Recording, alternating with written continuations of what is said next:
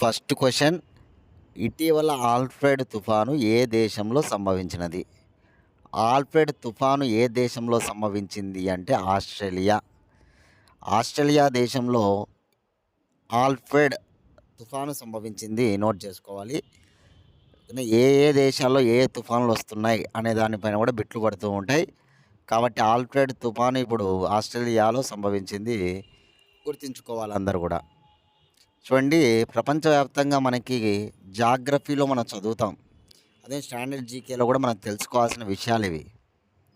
రైల్వేస్కి prepare అయ్యే వాళ్ళకు, కానిస్టేబుల్కి prepare అయ్యే వాళ్ళకి, ఓకేనా, తరచుగా ఎస్ఎస్సి స్టాఫ్ సెలక్షన్ కమిషన్ రాసే వాళ్ళకు తరచుగా బిట్లు అడుగుతున్నారనమాట.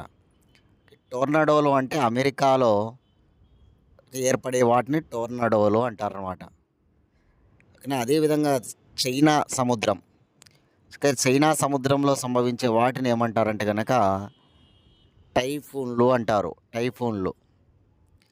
అదేవిధంగా హిందూ మహాసముద్రంలో ఏర్పడే వాటిని సైక్లోన్లు అంటారు. హిందూ మహాసముద్రంలో ఏర్పడే వాటిని ఏమంటారంటే సైక్లోన్లు అంటారనమాట. కరేబియన్ సీలో ఏర్పడే వాటిని ఏమంటారంటే కనుక హరికేన్లు అంటారు. హరికేన్లు. ఆస్ట్రేలియాలో ఏర్పడే వాటిని విల్లీస్ అంటారు.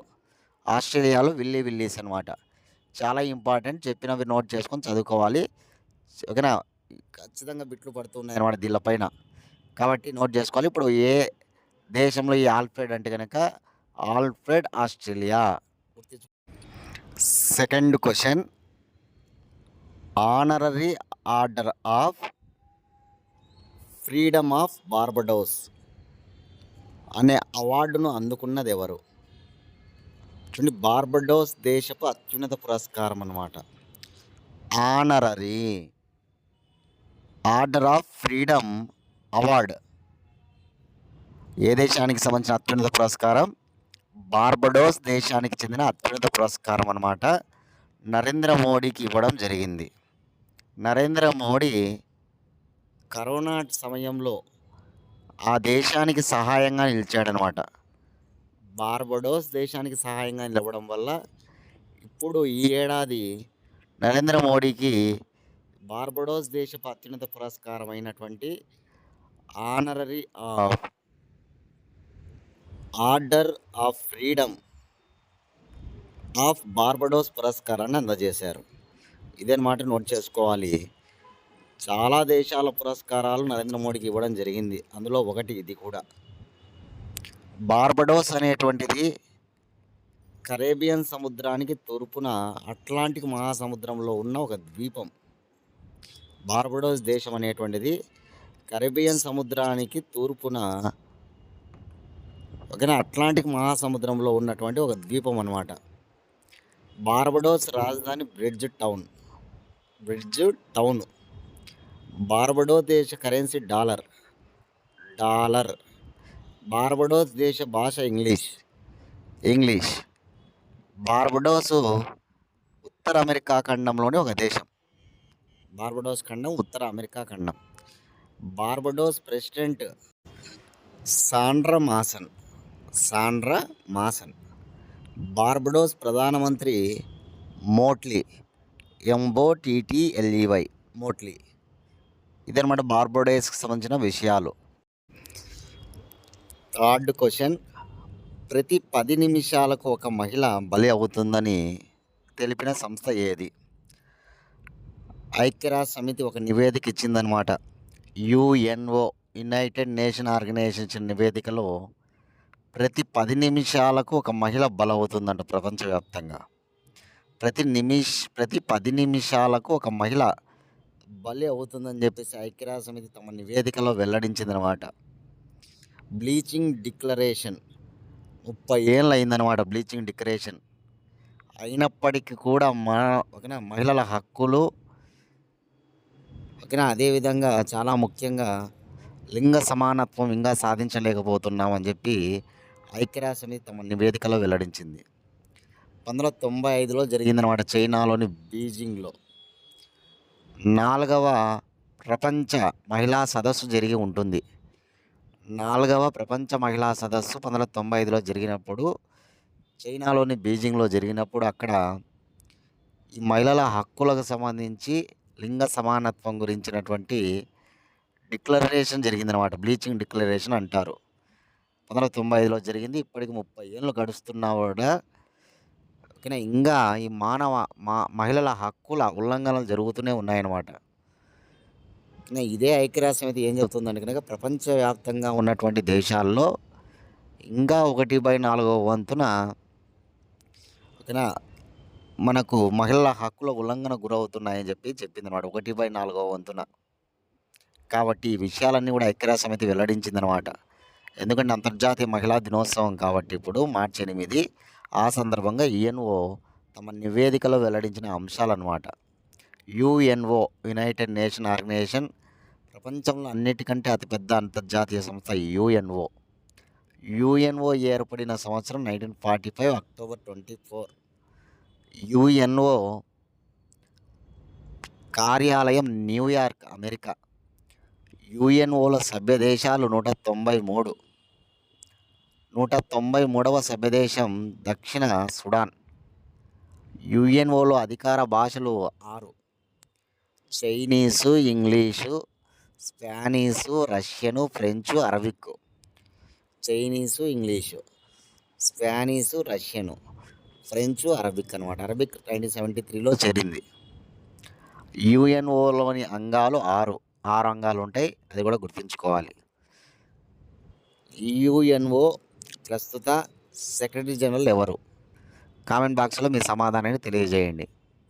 కాబట్టి అంతర్జాతీయ మహిళా దినోత్సవం సందర్భంగా చాలా వస్తాయి, అవన్నీ కూడా నోట్ చేసుకోవాలి ఒక చోట. అన్నీ కూడా మహిళలు అనగానే మన భారతదేశానికి సంబంధించిన మహిళలు చూస్తే, భారతదేశంలో తొలి మహిళా ప్రెసిడెంట్ ప్రతిభా పాటిల్. భారతదేశంలో తొలి మహిళా ప్రధానమంత్రి ఇందిరాగాంధీ. భారతదేశంలో తొలి మహిళా ముఖ్యమంత్రి సుచేత కృపాలాని, ఉత్తరప్రదేశ్. భారతదేశంలో తొలి మహిళా గవర్నర్ సరోజిని నాయుడు, ఉత్తరప్రదేశ్. భారతదేశంలో తొలి లోక్సభ స్పీకర్ మీరా కుమార్. భారతదేశంలో తొలి కేంద్ర ఎన్నికల ప్రధాన అధికారి విఎస్ రమాదేవి. భారతదేశంలో తొలి సుప్రీంకోర్టు మహిళా న్యాయమూర్తి ఫాతిమా బీవి. భారతదేశంలో తొలి reserve bank of India deputy governor Udeshi. భారతదేశంలో ఎవరెస్ట్ శిఖరాన్ని అధిరోహించిన మొదటి మహిళ బచేంద్రి పాల్. భారతదేశానికి సంబంధించి ఎవరెస్ట్ అంతరిక్షంలోకి వెళ్ళిన తొలి మహిళ కల్పన చావ్లా.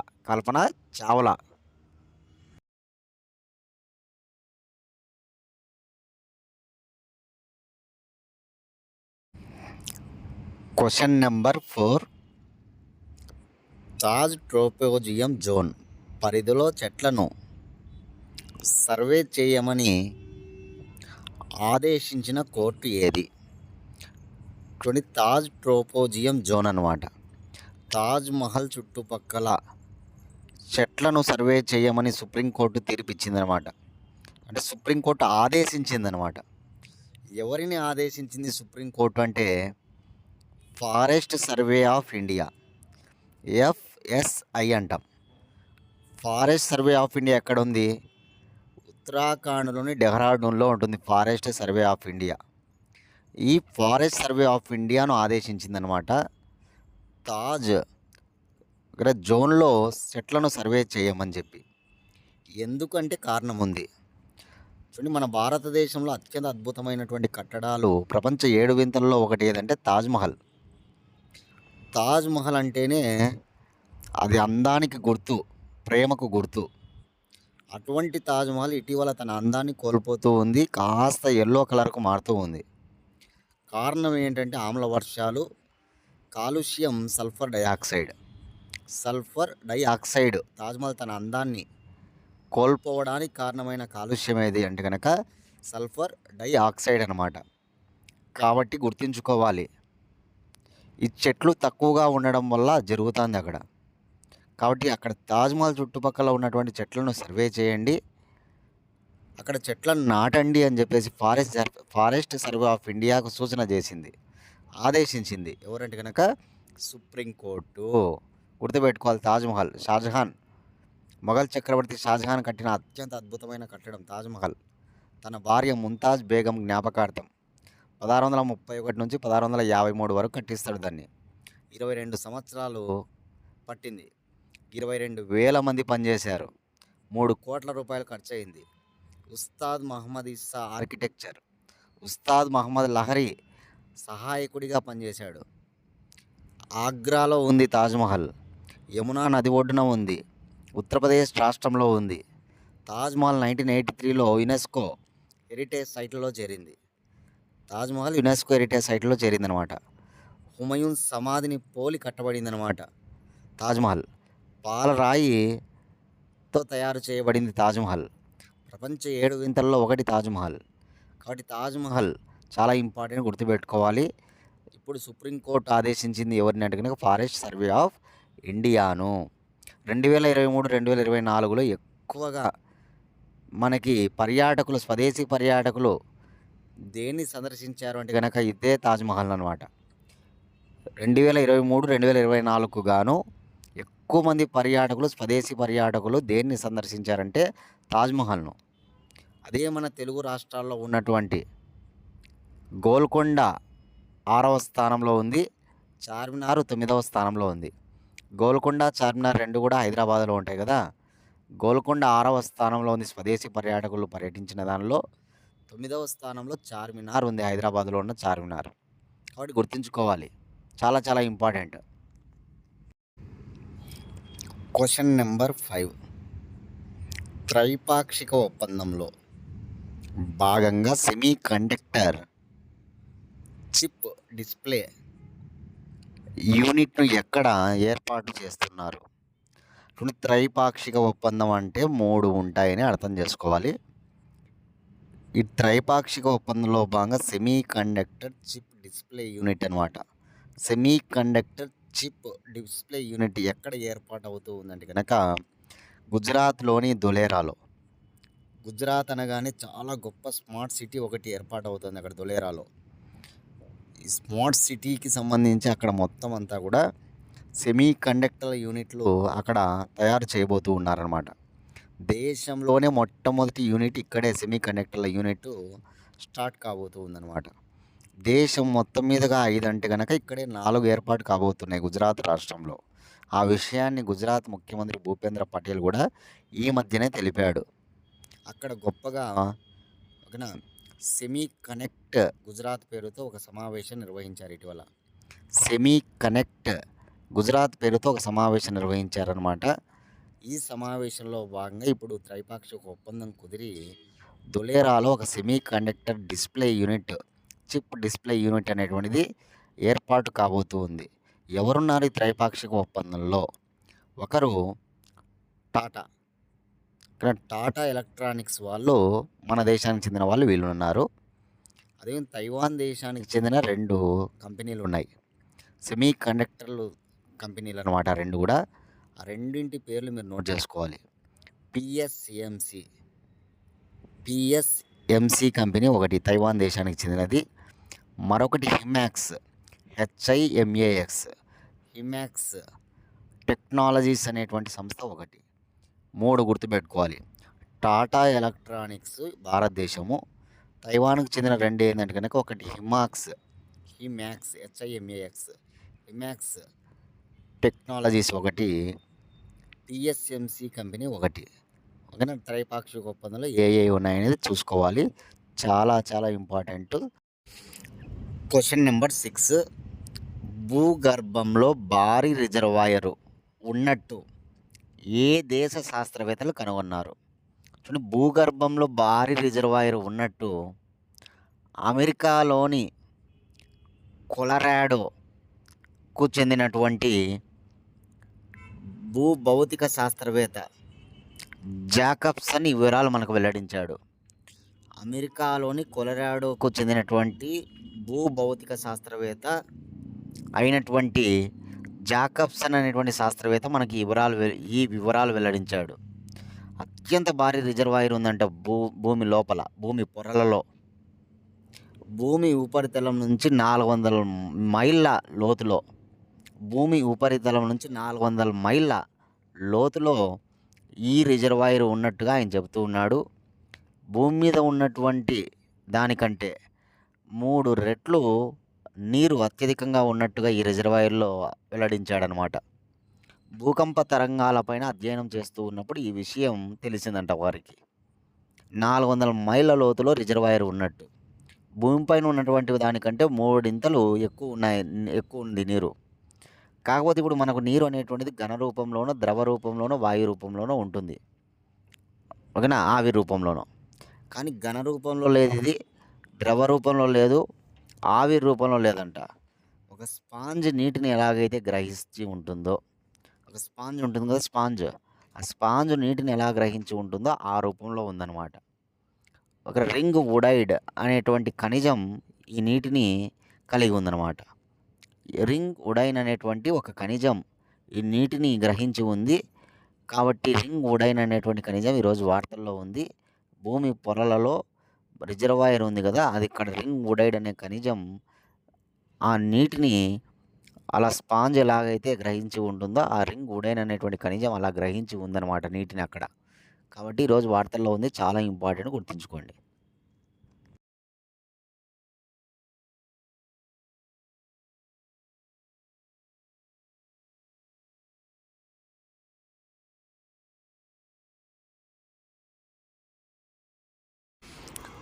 Question number 7.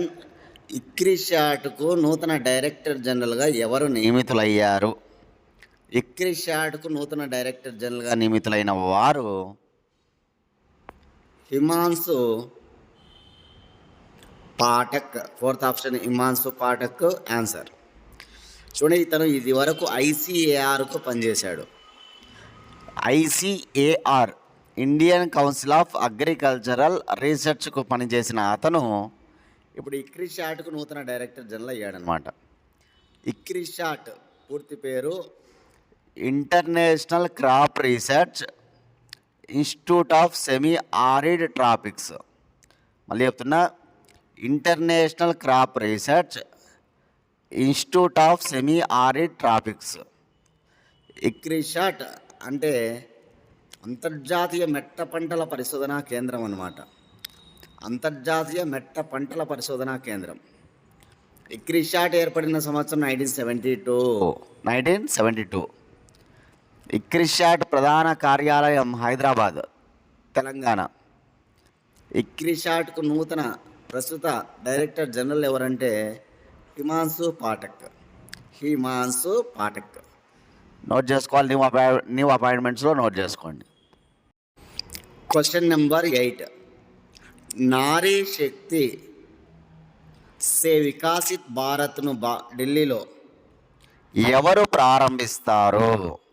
నారీ శక్తి సే వికాసిత్ భారత్ అనే ఇతివృత్తంతో ఒక జాతీయ సదస్సు మార్చి 8 అంతర్జాతీయ మహిళా దినోత్సవం సందర్భంగా, మార్చి 8 అంతర్జాతీయ మహిళా దినోత్సవం సందర్భంగా ఈ సదస్సు జరుగుతుంది. ఎవరు ప్రారంభిస్తారు అంటే రాష్ట్రపతి ద్రౌపది ముర్ము గారు. ఈ సదస్సును ప్రారంభించడం జరుగుతుందన్నమాట. మహిళలు సాధించిన విజయాలను గౌరవించడం, లింగ సమానత్వం సాధించడానికి సాధించాల్సినటువంటి ప్రయత్నాలు, అదేవిధంగా మహిళల హక్కులను తీసుకురావడం, ఇట్లాంటి అనేక విషయాలపైన ఈ సదస్సు జరుగుతుంది. కాబట్టి గుర్తుంచుకోవాలి, ఈ సదస్సు ఎక్కడ జరుగుతుందంటే ఢిల్లీలో. ఎవరు ప్రారంభించారంటే కనుక ఓకేనా, రాష్ట్రపతి ద్రౌపది ముర్ము గారు ప్రారంభిస్తారు. ఓకేనా. మహిళా దినోత్సవం అంటే మనకి ఇట్లాంటివన్నీ ఒక చోట మీరు గ్యాదర్ చేసుకోవాలి. ఒక 2 days పాటు జరుగుతాయి కాబట్టి ఇవన్నీ బాగా ఉంటాయి, దీనిపైన బిట్లు పడతాయి అన్నమాట. రేపు మహిళా దినోత్సవం రోజున మనకు థీమ్ కూడా ఇస్తారు కాబట్టి థీమ్ రేపటి క్లాస్లో చూద్దాం. దేశంలోనే తొలి మహిళా ఐఏఎస్ ఎవరు అంటే అన్నా జార్జ్. దేశంలో తొలి మహిళా ఐపీఎస్ ఎవరు? కిరణ్ బేడి. దేశంలో తొలి మహిళ డీజీపీ కాంచనా చౌదరి భట్టాచార్య. కాంచనా చౌదరి భట్టాచార్య. ఓకే, దేశంలో మనకు మహిళల టాపిక్లో ఈ మూడు చాలా ఇంపార్టెంట్. IAS, IPS, DGP. భారత జాతీయ కాంగ్రెస్కు అధ్యక్షత వహించిన తొలి మహిళ. భారత జాతీయ కాంగ్రెస్కు అధ్యక్షత వహించిన తొలి మహిళ అనీ బెసెంట్. భారత జాతీయ కాంగ్రెస్కు అధ్యక్షత వహించిన తొలి భారతీయ మహిళ. తొలి భారతీయ మహిళ సరోజిని నాయుడు. భారతదేశ కోకిల సరోజిని నాయుడు అనమాట. భారతదేశ కోకిల సరోజిని నాయుడు. భారతదేశ కురు రుద్రాలు అనీ బెసెంట్. భారతదేశ కురు రుద్రాలు ఎవరంటే కనుక అనీ బెసెంట్ అనమాట. Grand old women of India అంటారు అనీ బెసెంట్ను. కాబట్టి మహిళలు వచ్చిన ఇప్పుడు రోజు మహిళల గురించి కొన్ని చాలా విషయాలు చెప్పాను మీకు, చాలా ఇంపార్టెంట్ స్టాండర్డ్ జీకే పరంగా. అవన్నీ కూడా మీరు చదువుకొని పెట్టుకోండి. ఇప్పుడు ప్రజెంట్ మహిళా మరియు శిశు సంక్షేమ శాఖ మంత్రి అన్నపూర్ణ ఉన్నారు. ప్రస్తుతం మహిళా మరియు శిశు సంక్షేమ శాఖ మంత్రి ఎవరంటే కనుక అన్నపూర్ణ. ఎవరు? అన్నపూర్ణ. ఓకేనా? ఈ ఇప్పుడు చెప్పిన కార్యక్రమం ఉంది కదా సదస్సు, దాన్ని నిర్వహించేది మహిళా మరియు శిశు సంక్షేమ మంత్రిత్వ శాఖని నిర్వర్తిస్తుందన్నమాట. 9th క్వశ్చన్, అంతర్జాతీయ టమోటా సదస్సు ఎక్కడ నిర్వహించబడినది? అంతర్జాతీయ టమోటా సదస్సు ఎక్కడ నిర్వహించబడింది అంటే కనుక హైదరాబాదు. తెలంగాణలోని హైదరాబాదులో అంతర్జాతీయ టమోటా సదస్సు నిర్వహించబడిందనమాట. చూడండి, ప్రపంచంలో టమోటా ఉత్పత్తిలో ప్రథమ దేశం చైనా, రెండవ దేశం భారతదేశం, మూడవ దేశము టర్కీ అనమాట. ప్రపంచంలో టమేటా ఉత్పత్తిలో ప్రథమ దేశం ఏదంటే చైనానే, 2 భారతదేశం, 3 మన భారతదేశం, 2 మన భారతదేశం, 3 టర్కీ. చైనాను అధిగమించాలంటే, చైనాను ఓవర్టేక్ చేయాలంటే మన దేశంలో టమోటా వంగడాలు, నూతన వంగడాలు అవసరం. ఆ విషయాన్ని తైవాన్ శాస్త్రవేత్త అసఫ్ తెలపడం జరిగిందనమాట. తైవాన్ శాస్త్రవేత్త అసఫ్ వివరించాడు. టమోటాకు సంబంధించిన నూతన వంగడాలు, మరిన్ని వంగడాలు వచ్చినట్లయితే కనుక చైనాను ఓవర్టేక్ చేయొచ్చు అని చెప్పాడనమాట. ఇప్పుడు తైవాన్ అంటే తైవాన్లో కూడా మనకి ప్రపంచ కూరగాయల కేంద్రం ఉంటుందన్నమాట. వెజిటేబుల్స్ సెంటర్ ఉంటుందన్నమాట. ప్రపంచ కూరగాయల కేంద్రాన్ని కలిగి ఉంది తైవాన్. అట్లా తైవాన్ శాస్త్రవేత్త ఈరోజు ఏమంటున్నాడంటే కనుక అట్లాంటి కేంద్రాలు కూడా ఏర్పాటు చేయాలా భారతదేశంలో. టమాటాకు సంబంధించిన ప్రసిద్ధ కేంద్రాలు ఏర్పాటు చేస్తే ఆటోమేటిక్గా చైనాను ఓవర్టేక్ చేయొచ్చు అని చెప్తూ ఉన్నాడు. ఇటీవల ఒక ఆసక్తికరమైన బిట్ అడిగారు. గ్రూప్స్ ఎంట్రన్స్ రాశారు మీరు, గ్రూప్ 2 అందు. టమోటాను భారతదేశానికి పరిచయం చేసింది ఎవరని అడిగారు. ఓకేనా? టమోటాను భారతదేశంలో ప్రవేశపెట్టింది ఎవరంటే కనుక పోర్చుగీస్ వారు. మన పోర్చుగీస్ వారు అంటే చదివేది మామూలుగా హిస్టరీలో పొగాకును ప్రవేశపెట్టారు అని చదువుతాం. టొబాకోను ప్రవేశపెట్టారు అని, మిరపను ప్రవేశపెట్టారని చదువుకుంటాం, మొక్కజొన్నను ప్రవేశపెట్టారని చదువుకుంటాం పోర్చుగీస్ వారిని. టమోటా ఎక్కడ చదివి ఉండరు. అట్లాంటి బిట్టు అడిగారనమాట. చూడండి ఒకసారి, మన ఆసక్తికరమైన విషయమే ఇది. ప్రతి నిత్యము మన కూరలలో టమోటా లేకుండా మనం వంటకమే చేయం. అటువంటి టమోటాను తీసుకొచ్చింది మన భారతదేశానికి ఎవరంటే పోర్చుగీస్ వారంట. అంతకుముందు కూరల పరిస్థితి ఏమిటో నాకు అర్థం కావట్లేదు. కానీ పోర్చుగీస్ వారంటే మనకి ఎప్పుడు వచ్చారు? 1498 మే 17వ తారీఖున వాస్కోడి గామా అనేటువంటి వ్యక్తి మొట్టమొదటిసారిగా మన భారతదేశంలో అడుగుపెట్టాడు. పోర్చుగీసు నావికుడు. అంతకుముందు పరిస్థితి ఏమిటి? అది కూడా 16వ శతాబ్దంలో టమోటా పండ్లు మన భారతదేశంలోకి రావడం జరిగిందంట పోర్చుగీస్ వారు. 16వ శతాబ్దం. ఓకేనా? అంతకుముందు పరిస్థితి ఏమిటి అనేది మనం క్వశ్చన్ మార్క్ వేసుకోండి. అదేవిధంగా పోర్చుగీస్ వారి తర్వాత భారతదేశానికి వచ్చిన యూరోపియన్లు ఎవరు అంటే డచ్ వారు బంగాళదుంపలను తీసుకొచ్చారు మన దేశానికి. బంగాళదుంపలను తీసుకొచ్చింది ఎవరంటే డచ్ వారు. ఈ టమోటా, పొగాకు, మొక్కజొన్న, మిరప లాంటివి తీసుకొచ్చింది ఎవరంటే పోర్చుగీస్ వారంట. కాబట్టి ఇవి ఎగ్జామ్లలో అడుగుతున్నారు, బాగా గుర్తుంచుకోవాలి. Very very important.